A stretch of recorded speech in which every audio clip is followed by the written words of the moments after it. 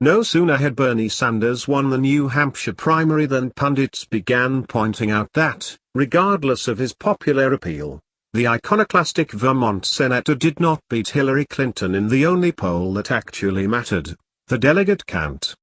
For despite losing to Sanders by a wide margin, 60 to 38%, in the popular vote, Clinton left New Hampshire with at least as many delegates.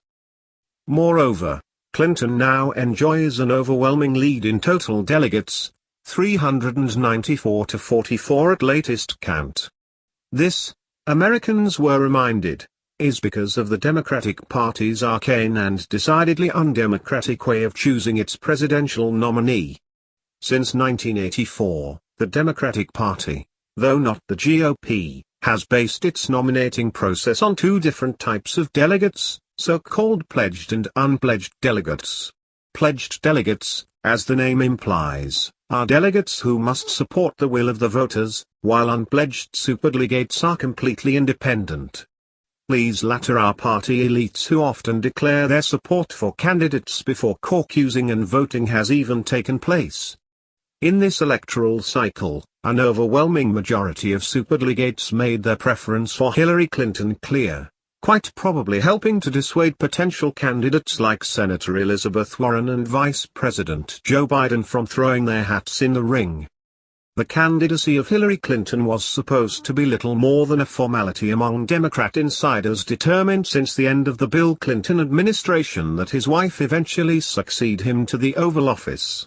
Hillary was carefully groomed as a senator in a state, New York, where she would be guaranteed to win office, and then encouraged to run for president in 2008 with the support of most of the field of Democratic superdelegates. But a funny thing happened on the way to the Clinton coronation. A junior senator from Illinois, Barack Obama, became the darling of the Democratic grassroots and, after winning a series of primary elections resoundingly, wooed most of Clinton's superdelegates to his side. At the time of the 2008 New Hampshire primary, Obama had only 50 superdelegates to Clinton's 154, but by June, he had a 2-to-1 superdelegate advantage. At that point, Clinton appeared to get the message. The time was not right, and history was on the side of the young black senator with the winning smile and visionary oratory.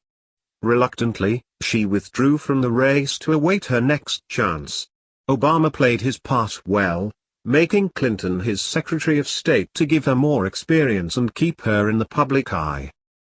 Now, in 2016, Clinton's number has come up again, and once again, she enjoys a formidable lead in superdelegate math, much more formidable, in fact, than the advantage she had over Obama 8 years ago. This time around, Democratic insiders are determined that their pick be elected, so much so that they have tried to clear the field of every other contender. But once again, it is far from clear whether things will go according to plan.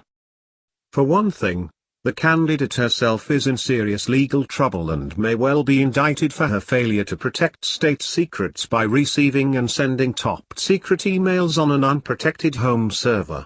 Such misdeeds would have long since earned anyone lacking the Clintons' vast network of insider support a conviction and lengthy jail sentence, so it is far from clear whether the Obama Justice Department will in fact indict Hillary. But even if she is protected from prosecution by her political backers, her brand, already questionable, continues to wear as more and more facts about the email scandal come out.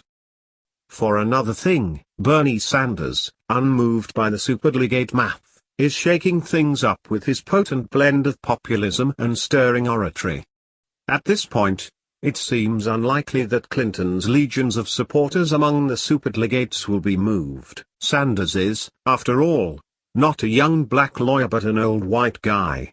Sanders may sing a mean "we shall overcome," but he doesn't have the star power of Barack Obama. That, at least, is the narrative so far, but perceptions among the Democratic nomenclature may change if the Sanders Express continues to accelerate and Hillary's legal prospects dim.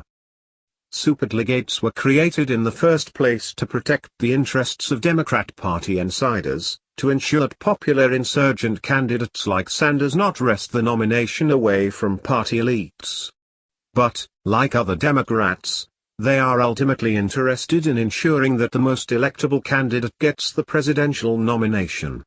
If that candidate turns out to be Sanders, then minds could change. However, a more likely scenario in the event of a Clinton implosion would be the hasty drafting of another establishment-approved candidate, such as Joe Biden, along with a wholesale transfer of alliances on the part of the superdelegates to the party's new anointed one. Either scenario would wreak havoc on an already chaotic presidential race. Time, and behind-the-scene machinations of which we the people have no inkling, will ultimately